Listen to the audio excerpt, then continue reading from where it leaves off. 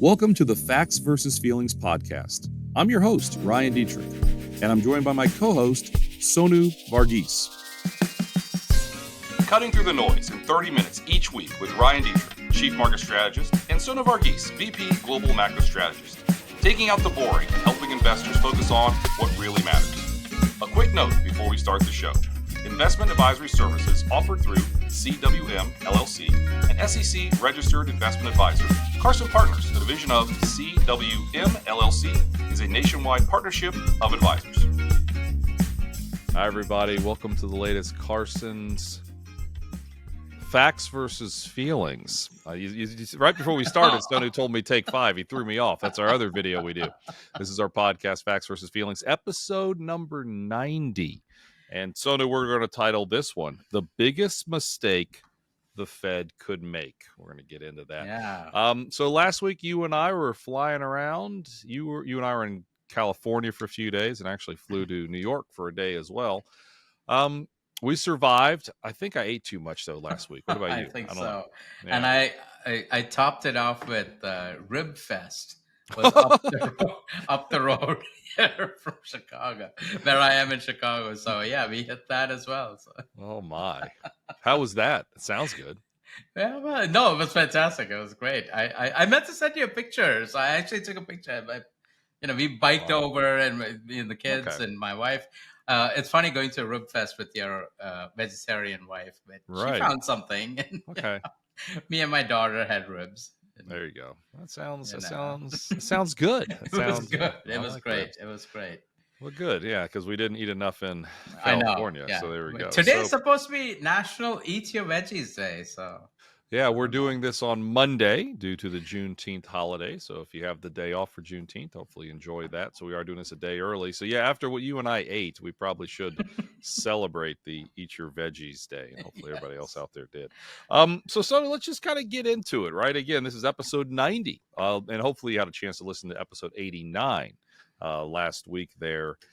With Professor Siegel. It was a really good conversation. He brought a lot of cool concepts up and ideas and just a lot of passion as well. So check that out if you haven't. But episode 90, again, the biggest mistake the Fed could make. Going to talk about 3 things here. Markets in general, markets making new highs. Like as we're recording this, we're looking at probably the 30th all-time high of the year for the S&P 500.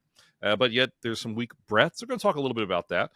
Then big things, inflation in the Fed last week, more CPI data, PPI data, and then the Fed decision. Going to really dive in there, what we're seeing. And that's kind of also the title of this podcast is one of the mistakes the Fed could make. We're going to talk about that.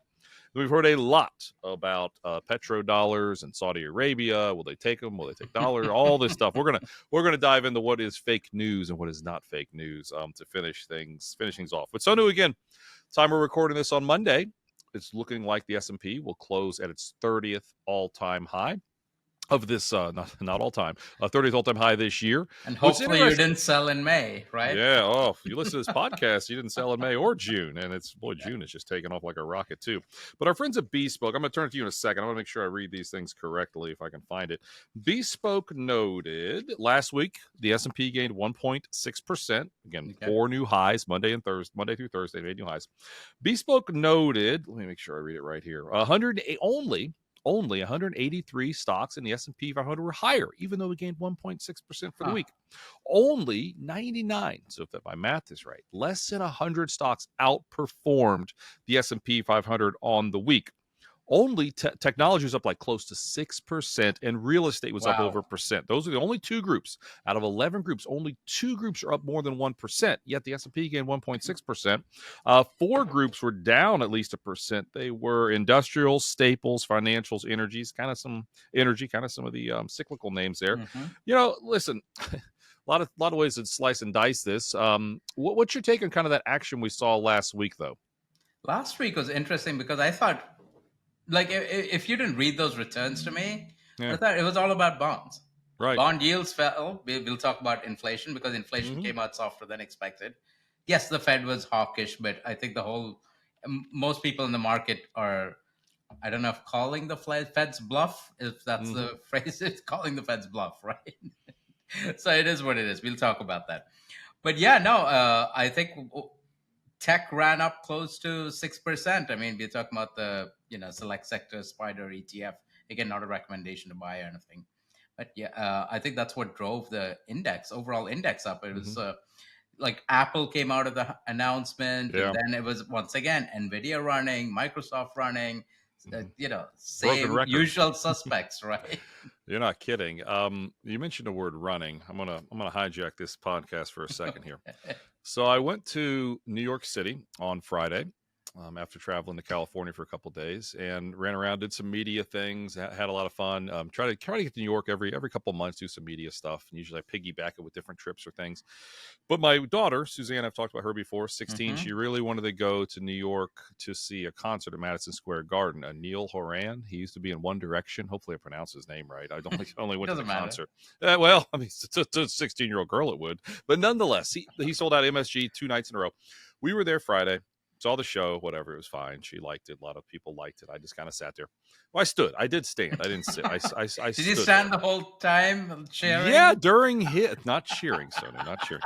But on the way out, Yeah, it would be fine. I'm not teasing. Yeah, hey, spent enough on those tickets. I should have cheered maybe a little bit more. But we're walking out of MSG, Madison Square Garden. It's crowded. There's people everywhere. There's the Empire State Building right there. And I'm walking, and she's, of course, walking really fast. I'm never in that big of a hurry. And I don't know exactly what happened, but I'm walking and I hit like the curb, okay, my left ankle, and it rolled. It like popped, okay? I mean, I've got a mild sprained ankle, and it happened.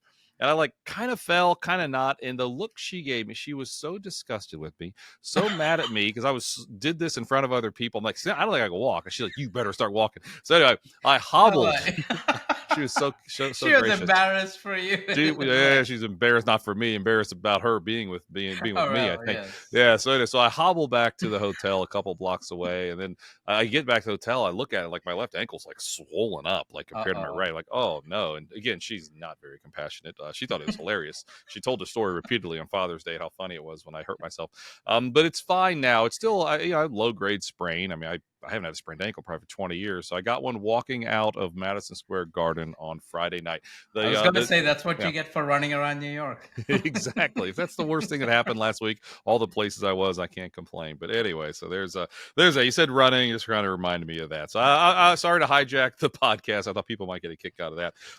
Where were we? So we talked about market breadth. You want me to jump in? Yeah. Let's talk about it. Yeah, let's talk about market breadth. I'll ask you the question. Sure.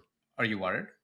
Yeah, not near term. No, I guess is a short answer. I mean, you look at various advanced decline lines. They made all-time highs 3 weeks ago. They started to deteriorate a little bit for the year. Now, as of the time we're doing this, consumer discretionary is on a pretty big day. So 10 of the 11 sectors are still higher on the year. Real estate is the one that's negative on the year. You still have some stocks up. And I'll tell you, everybody under the sun, I mean, just on Market Watch, big fan of Market Watch. They quote me a lot, and I love reading Market Watch every day. But the headline story is talking about this weak market breadth under the surface on the S&P 500. I'm just going to say, if everyone is talking about this, it makes me wonder, could we not have a major correction or maybe just a sideways consolidation, which honestly, with the rally we've had, Sonu, in May and the first half of June, would be perfect. Yeah, it would be perfectly normal. So that just got my attention that everybody is all of a sudden a market technician pointing out the weakness under the surface. And it's true, but I guess I like to look at credit spreads. We've talked about this before. Investment grade corporate spreads, triple B spreads. Keep it fairly simple. The credit markets are some of the smartest people in the room. They don't see a monster under the bed. If they saw more stress, then I'd be more open to, okay, maybe we could have a 10% pullback at some point. But when you don't see that in the credit markets, you can always have a 5%, minor pullback at any time. We had one not too long ago, right? Just back in April. But again, I think that'd be the most of any potential weakness with this, potential weakness under the surface. On that credit side, the fixed income side, I mean, one of our colleagues, for all of you listening, is Barry Gilbert. And, we work closely. He manages the portfolios with us. Barry's awesome. And he sends us, a snapshot of what happened the prior week. Usually he does it on Sundays. I think his daughter is going off to college, so probably why he's running the stuff on Sundays. Yeah. So shout out to Barry. But no, one thing that caught my eye when he sent performance, he tracks like, I don't know, 30, 40 different asset classes, right? One thing that caught my eye was leveraged loans. Leveraged loans actually did pretty well last week. Leveraged loans is not your risk-off asset.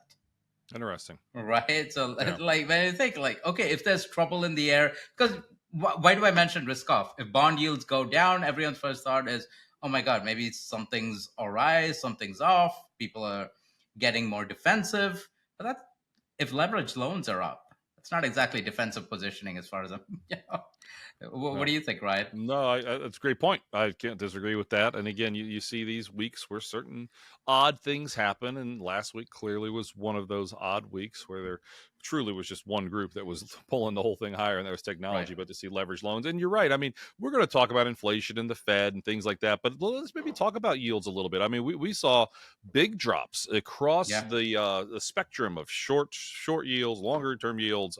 Short end, long end. I guess better way to put that. But the Barclays Ag, kind of your average bond fund, is up year to date, at least as of Friday. I don't know where it is Yeah. Monday we're doing this, but that was not that way just a few weeks ago. And we've Not a talked bad on, thing if you yeah, have like a 60-40 portfolio over 40, 60, hey, 60, 40, 60% stocks, 40% bonds. A lot of people own bonds. We know a lot of clients own bonds too. And bonds are flat, Ryan, is it? yeah, flat, but hey, that's better than where they were. And longer term bonds like like TLT, 20-year Treasury, they were down significantly Mm-hmm. this time 3-4 weeks ago. And I don't believe they're up year to date, but they've really come back. And again, Yeah. that's one of the knocks on a 60-40 portfolio is just that the 60 part's done wonderfully, the 40 part struggled mightily. We've talked on this very podcast, so where we added some longer term Treasuries for the first time in the 2 years I've worked here. We Right. added that, actually, I don't know, 6-7 weeks ago. Right. Seeing potential for maybe yields to move a little bit lower here. The Fed potentially to cut. We're gonna get into this next conversation, but some of these things are playing out. And again, it's the message of the market. When I look at the 2-year yield, lowest level has been since April. 10-year yield, lowest level in a while. Also, that's telling us that yields are coming in. And you mentioned something really interesting to our Carson partners this morning on the morning call, where you pointed out when short end yields go one way and long end yields go another, it's not really a big worry. You want to dive into what you discussed this morning? Yeah, usually I won't get into like yield curve inversions and butterflies and things like that. But look, Yeah. if the long end of the yield curve basically plots all the different treasury tenors, right? 1 year, 6 months, 1 year, 2 year, 3, 4, 5, all the way 10, 20, 30. So if 10-year yields, 30-year yields are coming down, what does that mean? That means the market's likely expecting less inflation over the long term. Usually, when do you get less inflation over the long term? Maybe when there's not a lot of economic growth. Maybe the probability of a recession has gone higher, right? So usually that's what, if you see yields coming down, that's your first, at least for me, that's my first thought. But then I look at the short term. I'm like, okay, wait, what's happening in the short term? If short-term yields don't move, because what is short-term is 1 year yields, treasury yields, is basically what the market expects Fed interest rate policy to be over the next year. 2-year yields is basically what markets more or less expect over the next 2 years, average policy rates. And if those stay intact, you think, okay, the Fed's being too tight. But right now, what we are seeing is, and this is important for a conversation with the Fed and the Fed's biggest mistake, markets expect the Fed to pull down rates. And that's why short-term yields went down, long-term yields went down. So I think the story is not really growth or low growth. I think the story is just that we are going to get low inflation, or that's what the market is expecting. That's what I read from those moves. Oh, well, good stuff there. Maybe let's dive into that. Anything else you want to talk about? Maybe Actually, just real quick, since you Go ahead. mentioned sectors, Yeah. do you want to mention where we are in terms of sector positioning? I know a lot of times we don't talk about the sector aspect. We are overweight equities, right? So we still like equities. I think we've been overweight equity since December of 22. We've been comfortably there, and we're still in that camp. You look at sectors, we do still like the kind of, I guess I'll call it the cyclical areas. We're overweight industrials and financials, which both have struggled a little bit lately, no question about it. But when we look at valuations, industrials are kind of close to where they've been the last 20 years in terms of valuations, but financials are quite cheap relative to where they've been over the past 20 years. We do like mid caps and small caps as well, and some of those defensive areas your utilities and your staples and your real estate. Those are the areas that we've been kind of underweight for quite a while. And I think And we like comfortably so. communication services too, right? And That communication services. I was going to say the big thing is obviously communication services, but tech in general. Now, believe me, I wish we were overweight tech all year. I guess looking back, a month ago, it felt pretty good being kind of more neutral. We're more neutral tech here. It's But hard tech, to be yeah, overweight tech. I mean, I yeah. think this is a former colleague of yours, Scott Brown, said this to when he was on one of our calls. Like, you never want to be underweight the largest sector in the index unless you're really sure that things are going to go horribly for that sector. And tech is what, 27% of the S&P 500? It keeps growing. It might be 28 by now. I don't know. After last week, honest to goodness, it might be 28 after last week. Seriously, if not more. It keeps going up. Yeah. But you know, so by itself, we have, that means, you know, in our portfolio, we already have a lot of tech. We don't need to put more tech in there. And that's where we're neutral on tech. We're not underweight, right? And that's a key thing, because I mean, when we say neutral tech, it's almost like people hear that and think bearish tech, or you don't like tech. It's like, no, that's not the case. That's not the case at all. We're comfortable just having, you know, kind of what the market comfortable having 30%. Yeah. Well, I mean, like you said, there's some career risk there if you're wildly wrong, and we're aware of that too. But I mean, that's something to think about. One other thing to think about, maybe we'll wrap it up like this. Good discussion there. But July is right around the corner. For the S&P 500, you're going to hear more about this because I'll talk about it, and a lot of other people talk about it. The S&P has been higher 9 years in a row in the month of July. Now, really? I get it. This is kind of like that roulette, red, black, you know, it's been red 8 times. But that is, obviously something to be very, very aware of. I remember this last year saying, up 8 years now, people say, it's due to come back. Well, he gained over 3% in the S&P in last year. Who knows what this year is going to bring. But again, June and July and August are the 3 strongest months of an election year. Obviously, May, we might have stole some of those gains, particularly with the really historically strong May. But here we are in halfway through June, even more than halfway through June, and we're seeing, you know, some very, very strong returns. Anything else on equity markets, Sonu? Then we'll kind of dive into the Fed and inflation. On the 9 months, here's a fun question for you. Say you toss a coin, you know, what do you think is a fair coin? Heads on one side, tails on the other side. Okay. And you get heads 9 times. All right. Let's say such a low probability event, right? But you get heads 9 times.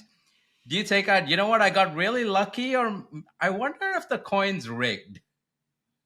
You know, which is not to say the stock market's rigged. It's like, okay, you see 9 years where July is positive. Where you think by month by month, it kind of should be random, maybe, you know. Well, and I'll just point maybe this out. There's something else going on in July to make it positive. Earnings. That's what I was going to jump in and say. It's earnings season. Earnings start in July. And what have we seen? You know, historically, lately, now this is like called the last decade, 15 years, the first quarter GDP has usually been kind of weak. It's usually been the weakest of the quarters outside of a recession or something like that. And then the economy gets better. Look at last year. I mean, first quarter, so-so. And then the economy did better. And by the time you get to the midpoint of the year, when you start really getting those earnings, like we're talking about here in July, I think lately we've been seeing some big time realizations that everybody that wanted a recession or talked about a recession is like, no, there's no recession coming. And then sure enough, things go higher. So that's just one thing to think about. But hey, it's one of those, again, it is what it is. July is usually pretty darn strong. So we're not so sure that's going to change anytime soon. So Sonu, let's see here. Inflation and the Fed. I guess let's start with inflation, maybe. We've kind of hinted at the Fed. CPI, PPI, the consumer level, CPI, and then the producer level, PPI, both came in better than expected. I know you can talk for you and I together could talk for a long time on this, but let's try not to spend more than 5 minutes on it. But it is interesting. We're finally starting to see some positive signs on the inflation front. You want to dive in on what you saw last week? Yeah, and that's a good point. Positive signs on the inflation front. I'll maybe say, you know, positive signs on official inflation data. I'm not saying it is what it is, whether we agree with it, don't agree with it. I mean, look, for one thing, it's very hard to create an inflation basket. So let's acknowledge that what the government does is, you know, very complicated anyway. It is what it is, right? But you can poke holes and things like that, which is what we're going to do. But look, May inflation came out. It was soft. CPI, this is a consumer price index.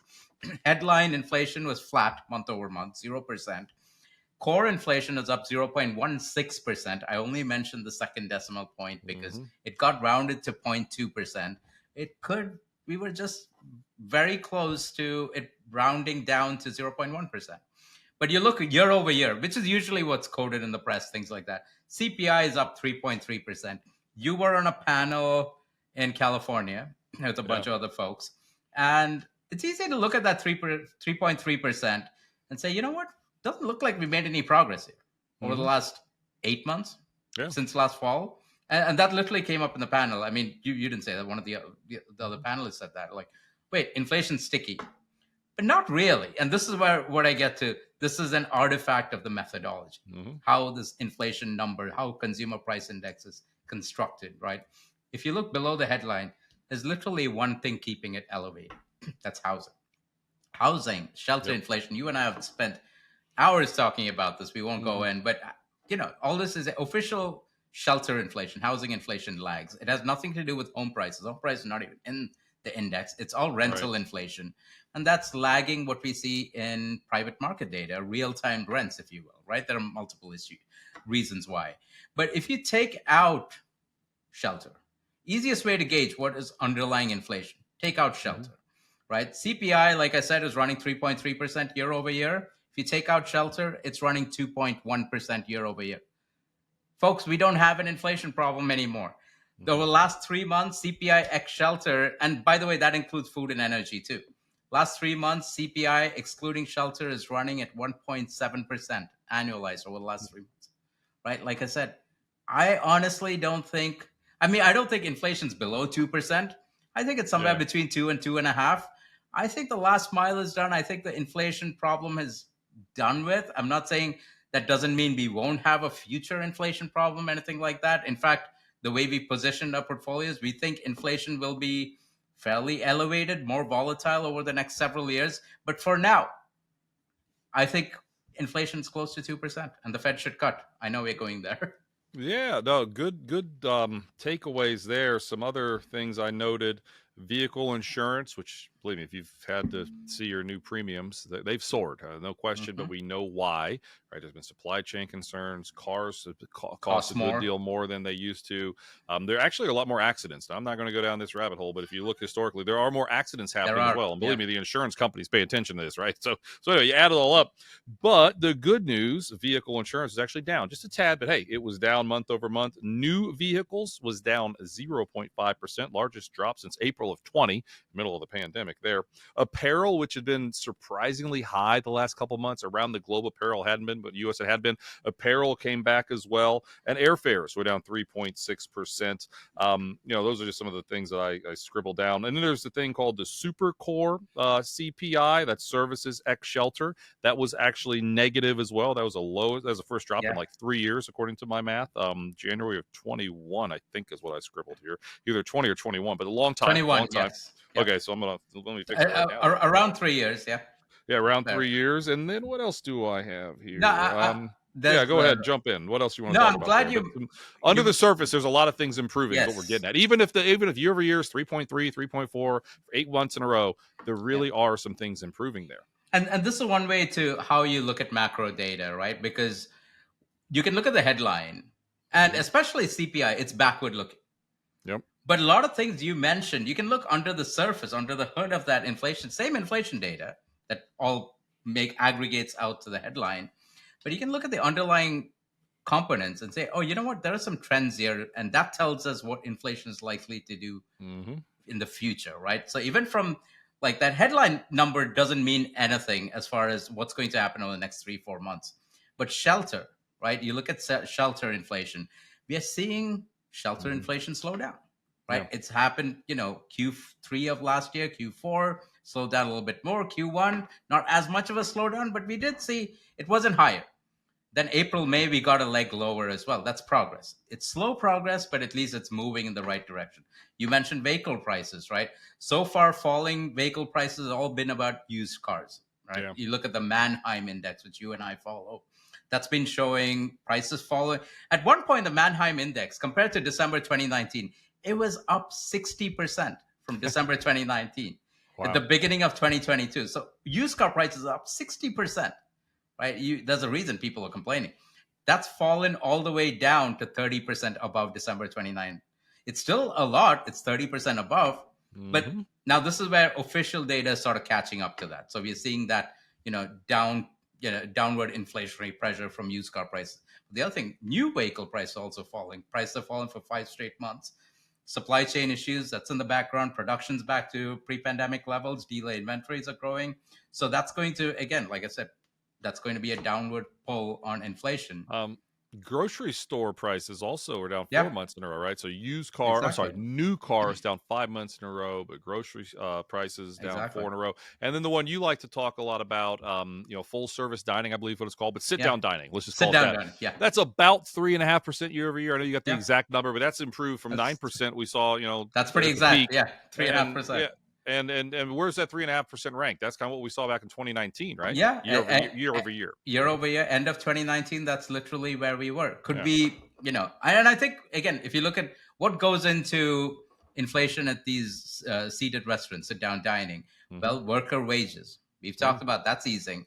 Commodity prices, you just talked about food prices going down. That's going to Mm-hmm. feed into it. Energy prices also feed into it. Diesel prices, right? Diesel prices, lowest level since January 31st, 2022. Hmm. Rents as well. Rents are also pulling back. That goes into Yeah. restaurant prices, right? Especially sit down restaurant prices. So, yeah, I think that tells you that at the end of the day, inflation's not surging. It's likely very close to 2%. Our friend Tom Lee over at Fundstrat, Tom noted that 55 of the components in CPI were at their long-term inflation average. He also noted 43% of all the components in CPI were in outright deflation. That's negative year over year. Mm-hmm. That's the highest since 2019. Similar to what you found with the PCE, the Fed's favorite measure of inflation, where was it 30% of those components in the core PCE were negative year over year. So different things to look at, but a similar story that, listen, it's not everything's not soaring. Some things are. It's still probably more than any of us would like, but we're seeing improvement under the surface. What about dentists? Did you get a chance to see dentists or braces? I don't I have it have another anymore. story. So remember the last podcast we did 2 weeks ago, last live one, because we recorded one last time. I talked about my son and he got Invisalign. Now, Invisalign, I believe, is a publicly traded company, so don't invest in Invisalign based on anything I'm about to say. But it's terrible. It's terrible, Sonu, because here's why. Did he lose it again? Dude, listen. 2 days ago, okay, we're outside playing basketball. He had his braces in the case. They go in. He's like, Dad, the case is gone. I'm like, what do you mean? Oh, the case? no. Like, I laid it right there. We realized Mabel, our dog who destroys everything, Uh-oh. took the case, and she was like running around the yard with the case. We're like, you've got to be kidding me. The case was open. So we're on our hands and knees crawling around our front yard looking for these stupid braces, Invisalign braces. I actually found them, okay? Wow. So that went over great. And then yesterday, go to Father's Day. By the way, brunch. Yeah, go ahead. These braces are clear, so it's not easy to see. Oh, yeah, they're clear. You can put them in. You can take them out. That's the whole thing. It's not flashing red or something where you can notice it. Right. Every week you put in a new one. So in theory, if you lose them, it's not the end of the world because there are more coming. But this is a pattern, right? We look for patterns. This is a pattern. And yesterday we go to Father's Day and do all that stuff. And then like later in the day, he's like, I don't know where my braces are. What do you mean? When was the last time you had them? He's like, I guess lunch. I go, you didn't put them in after lunch? He's like, I don't know. Anyway, he didn't know. So we think he left them at brunch. So this is in 2 days. He lost them. The dog took them, and then anyway. So I've looked into it. Apparently, it's not that much more money at this point to just put in traditional braces. So we're strong because he's just not wearing them because he keeps losing them, and it's anyway. So it's both sides. He loses it, and he's not getting the benefit of this. Exactly. I'm still paying like I don't even know $300-400 a month. So yeah, it's anyway. There's no benefits at all. So if you have some kids out there and you're looking at traditional braces versus Invisalign, my only advice is make sure they're mature enough to keep track of the Invisalign. Just get the traditional braces. I guess that's what I'm going to do with my kids. My 13-year-old is not at all mature enough, apparently, for this. But he can tell you every Cincinnati Reds pitcher's earned run average. He just can't tell you where he left his braces. So there you go. All right, so let's good fun stuff there. Let's talk PPI for a second. The producer level of inflation. We hammered down the consumer level. Probably listeners care about more, but more good trends on PPI. Yeah, PPI and import prices, both of them go into, you mentioned the PCE index, the personal consumption expenditures index. It's broader than the CPI. That's what the Fed looks at. So the inputs for PCE come from CPI, obviously, but all of it doesn't come from CPI. Some of it comes from the producer price index because it measures what businesses charge as opposed to what consumers pay, right? So it looks at the business side of things. especially things like airfares and medical care services. You mentioned dental services, things like that come from PPI. Okay. And so that was positive. Import prices also lower than expected, I should say. Import price, I guess lower than exported because the dollar has been more expensive. But yeah, no, look, the idea is PC is going to come in soft. It's going to come in softer than CPI. Core PC, based on various projections, one group whose projections I really like, they've been getting it right, obviously. Yeah. Employ America, they think core PCE could come in less than 0.1% month over month in May. So, I mean, just for context, that's really low. That's really, really, really low, right? That translates to about 1.5% annualized or something like that. And so, well, that's where we are at. That's less than 2%. So let's put it full circle then. We've talked about inflation. There's improvements. The Fed had an interest rate decision or a policy meeting decision last week. Didn't do anything. We didn't expect them to do anything. But I guess the takeaway from what the Fed said, when you look at the dot plots and some of the things, they came off a little hawkish because we were expecting, I believe, 3 cuts. They dropped it to 1 cut this year. Did I say that? I think I was right, right? That's right. No one really expected 3. They thought they might drop it. They dropped it all the way there. I guess my question, though, is, Sonu, did the Fed know about the PCE and the CPI data, or I'm sorry, PPI and CPI data? Did they ignore it? Should they have considered it more in their work? It all came out like the same day. That's what I'm getting at. It was a little confusing because I think the market, though, final comment, turn it to you, market's calling the Fed's bluff. They didn't buy that the Fed was more hawkish because 2-year yields and 10-year yields, they dropped significantly. It was really all week, it felt like, but specifically Wednesday and Thursday. People had time to sleep on it on Wednesday night, came back, and yields sold off again late in the week. So what's your take there? Now, look, the Fed made projections. It's the dot plot, right? That's what we're talking about here. And the dots are their projection of what interest rates will be at the end of 2020. Policy rates will be at the end of 2024, 25, 26. But also what the economy will do, GDP, unemployment, but also importantly, core PCE, right? Like I said, they track core PCE. They have PCE as well, but core is what what they say informs them about future trends. Okay. So core PCE in March, it said they expect 2024 core PCE to be 2.6%. And they said, with that, we'll cut 3 times. We expect to cut 3 times. I think they got spooked or freaked out, however you want to think about it, with the harder than expected Q1 data. Even though Powell said we are not overreacting, they clearly did. So they pushed up their core PCE projection for 2024 to 2.8%. By the way, what that implies is over the next 6 months, we need to see about 2.5% annualized pace for core PCE. I think it's going to come in softer for all the different reasons we just mentioned: shelter, new vehicle prices, food inflation, all of those things, right? I doubt, unless we get some massive surprise, I don't think we're going to run at 2.5% core PCE over the next 6 months, right? So which means, Powell said, look, we were being I think people are being a little conservative. Fair enough. But they went by going from 2.6 to 2.8%, at the same time, as you said, they went from 3 cuts to 1 cut. So I'm like, wait a minute, that seems a little extreme. That seems a little bit of an overreaction. To your point, I think the markets also thought that was an overreaction because they were looking at the same. Again, it's not about the headline number being 3.3%, and then you look backwards. It looks like we haven't moved in 8-9 months. No, the market's also looking forward. The data we just cited is not a secret. Everyone's looking at the same thing. It's just strange that the Fed didn't care to look at it and think. And let me jump in. Just to remind everyone, the title of this week's podcast is "The Biggest Mistake the Fed Could Make." And I think what we're getting at here is the inflation data is improving. Okay. We're looking at, we talk about all the time weekly on this podcast. If the Fed doesn't acknowledge that, Sonu, and they remain hawkish, even though they should slightly become a little more dovish, we think that's a mistake. Now, the thing I've heard on social media, different places, listen, yields have been over 5%. We're doing just fine. Economy's doing just fine. Why do we think the Fed should still cut just a couple times, call it more surgical than not? And why would that be a big mistake for the Fed to ignore the better inflation data and just leave rates where they are? Look, that is true. The economy is doing well, despite interest rates being at 5.5%. It's the demand side of the economy. Consumers are driving it, right?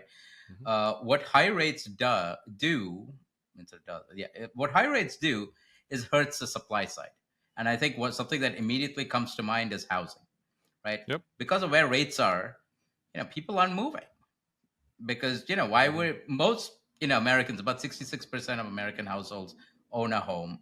I'm not saying all of them obviously not going to move, but a good majority of them. I mean, like if your kids are going from say elementary school to middle school or middle school to high school, maybe you want to go to a different neighborhood. All of that is done now because nobody wants to leave a 3.5% mortgage and take a 7% mortgage. Yeah. Right, and that depends on interest rates, right? I'm not saying 6.5% will be better, but it's better than 7.5%.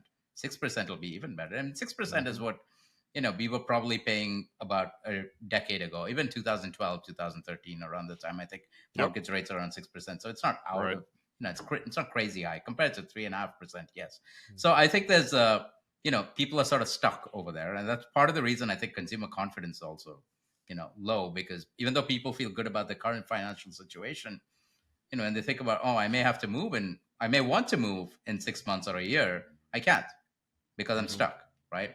And the other thing is home builders see that too. They're like, nobody wants homes, so you're not going to build anymore. So we're sowing the seeds of higher inflation thanks to lower supply in the future. I don't think this will be a problem immediately. In fact, it's not going to be a problem for a long time because, as we just talked about, shelter inflation, official shelter inflation data lags a lot. But we are sowing the seeds of, lower supply in the future, and lower supply means you get higher prices. Same thing on the manufacturing side. You and I have talked a lot about productivity. What do you need for productivity? You need investment. Yeah. And for investment, you need rates to be a little lower than where they are right now. And I think that's what hopefully the Fed will figure out. Like, you know what, the inflation problem is quote unquote solved. So we can lower rates, and that spurs, the manufacturing sector. It spurs some business activity. It spurs the housing sector as well. So a lot of things there. All well said there. So obviously we're watching it closely, and we've been bullish. We're still optimistic, as we've talked about repeatedly. But again, one thing we're watching is when you see in better inflation data, yet the Fed comes off a little more hawkish. Could that be a potential policy mistake down the road? It's a very, very valid concern. So Sonu, the final thing, and something, hold on one sec. This is, again, episode 90, the biggest mistake the Fed could make. If you want to hear the latest from us, don't forget to subscribe to our podcast. You can also leave a review. We love your feedback. And we've started something new. We've had this, but we've dropped the ball. We haven't pushed it a lot. We have an email, and we're going to start a weekly listener questions, what we're going to call this. You can email us at facts versus feelings. That's facts, and versus is VS, feelings, facts versus feelings, at carsongroup.com. We have Bill in Texas came in with the question that everyone's been asking, but we did hear this on Twitter, so I don't know if Bill's even his real name. But nonetheless, Bill said this, but going forward, we'd love if people could email us and ask us. The whole petrodollar, the Saudi Arabia, the 50-year deal. I mean, listen, you're going to explain it better than I am, because by the time people hear this, hopefully there'll be a blog on carsongroup.com. But this, I was on that stage in Texas. Wrong place. I was on the stage in California. And my buddy to my left, who's talking about we're already in a recession and everything's terrible and the world is about to end. He pointed this. The first I heard it was he said this deal. This is another sign that the U.S. dollar is just going to tank and everything's going to fall apart. Sonu, walk us off the ledge and explain it, high level, but this petrodollar thing is just, it's in the weeds. It's wonky, yes, but you and I have heard a lot about it over the past, we'll call it 5 days. What have you found here? Yeah, I found fake news. That's what I found. There we go. Don't believe everything you see on the internet, except unless it's at carsongroup.com/research. Well, I'll jump in. Remember what what's his name? Mark Twain said, "Be careful of everything you read on the internet." That's what Mark Twain said. There you go. Look, can I do it? You're not a Star Wars fan, but for everyone listening, I'm waving my hand saying there is no petrodollar deal. There is no petrodollar.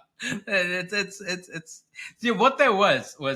So what are petrodollars? Petrodollars are dollars countries earn for selling oil, and they recycle it into U.S. assets, usually treasuries, right? That's what the whole petrodollar thing is. And obviously, where it got started was in the 1970s, because that's when Mhm. oil became such a big, people are using a lot more oil, population surged, so you needed more oil. And then you had the oil embargo in 1970, 73, 74. Yeah. Around that time, prices shot up. We got an inflation problem. So what there was no deal. There was no petrodollar deal or any formal treaty, nothing like that. Instead, there was an agreement in the 70s between I think it was Kissinger and the Saudis to increase cooperation between the United States and Saudi Arabia. What would happen in this agreement, and the Saudis would buy U.S. resources, right? For example, defense equipment, things like that, as well as technical expertise to develop the country, right? They were very underdeveloped, at the time. It's not what you see now when you look at pictures of cities in Saudi Arabia. And what did the U.S. get? The U.S., they got a closer relationship to the Saudis, which means the likelihood of another oil embargo is very low, right? Okay. Like I said, there was no formal treaty, anything like that, right? And nothing that demanded Saudi Arabia price crude oil in dollars. In fact, the whole world prices crude oil in dollars, and everything related to crude oil, especially like most of the selling of crude oil doesn't happen in what we call spot markets. It happens in futures markets, right? 10 times, the futures markets are 10 times larger than physically traded oil. All of that, as you know, Ryan, is in US dollars. Financing, US dollars. Insurance, that's in US dollars. Shipping costs, all of that, invoicing is in US dollars. None of this is going to change, right? Yeah. But here's the thing. My thing was, so what? So what if the Saudis don't sell oil in US dollars? What are they going to do? Okay, they'll sell to the Chinese and the Indians. They'll sell to the Chinese and get yuan in return for oil. They'll sell to the Indians and get rupees. What do they do with it? They can go buy Chinese and Indian assets instead of keeping it in cash or whatever, right? But those aren't very liquid. Chinese assets aren't very liquid. In fact, it's like I was joking this morning on the call, it's like Hotel California. You put your money into China, it's hard getting it out because China and even India have a lot of capital controls, right? And for that matter, they don't even have a lot of, like, if you want to go buy Chinese government bonds or Indian government bonds, there's not a lot of them. The U.S., as everyone knows, only too happy to issue government bonds. All of us like a 5.5%, right? So do the Saudis, right? So what are they going to do if they get Chinese or Indian rupees?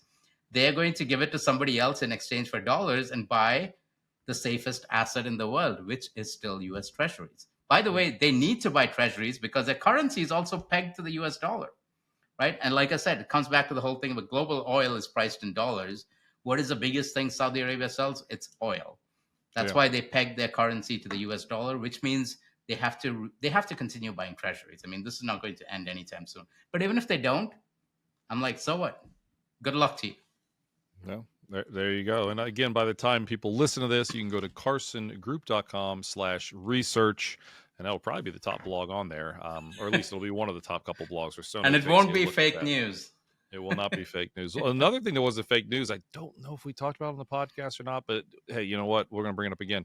The U.S. cricket upset. I mean, I know you love talking about that. You can go all day on this. Then the U.S. played India on the 12th, right? How'd that go? I have no idea. What happened there? India won. Yeah, India, that was a hard one. I mean, I think it wasn't close or anything, but yeah, no, the U.S. is a good team. I think I was rooting for the U.S. I mean, you always want the underdog, right? A little bit.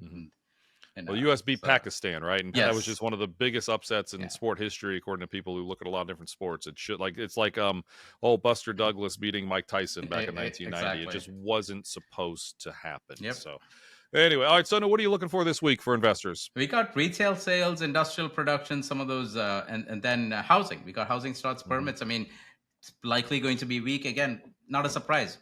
Mortgage rates are at 7%. Basically, we need the Fed to cut. Yeah, something we think they'll do. And again, it is Juneteenth this week, in the middle of the week there. So it's a very unique week where we've got 2 days, then a holiday, then another 2 days. And there are a lot of people taking vacations this week, a lot of people taking vacations the next couple of weeks with July 4th and everything. So very, very light volume out there. Yet, I mean, we're hitting all-time highs. Maybe not as many stocks are hitting all-time highs as we'd prefer.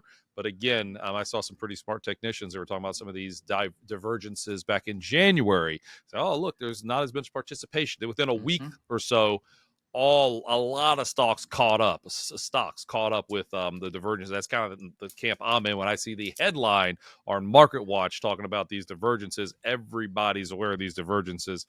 Market's kind of funny like that. It doesn't like to make it easy on people, so I wouldn't be surprised if this seasonally bullish time frame continued to be just that, seasonally bullish on some light volume without not a lot of news, to be very honest, until you get to July and that earnings season. So with all of that, everyone, again, this was episode 90 of Carson's Facts versus Feelings with Ryan and Sonu. This was, again, the biggest mistake the Fed could make. Thanks to Chelsea, our producer, and thanks to everybody who puts a lot of work into this and getting this out there. And thanks to you, our listeners, who continue to show up every single week. We will we'll keep doing them. We're going to do one next week. We are going to take the week of July 4th off. We said, listen, no, there's nobody working or listening to podcasts that week, so we'll take that off. But the good news, once you get back from that, our mid-year outlook, which has been turned in and completed as much as we can, but now a lot of other people on our team, marketing, compliance, different places are working on getting that done, and we cannot wait to share with you. We keep having to change our target because the market keeps going up, but we've been bullish. We're overweight equities, so we'll come up with the target. Just know we still think stocks are going to do pretty good the second half of the year. All right, everybody, we'll see you next time. Have a great, again, Juneteenth holiday, and see you next week. Sonu, we'll talk soon. See you, everybody. Thank you. Take care. Information provided on Facts versus Feelings with Sonu Varghese and Ryan Detrick are for general information only and are not intended to provide specific advice or recommendations for any individual. The statements and opinions of show guests may not be reflective of CWM LLC or its affiliates.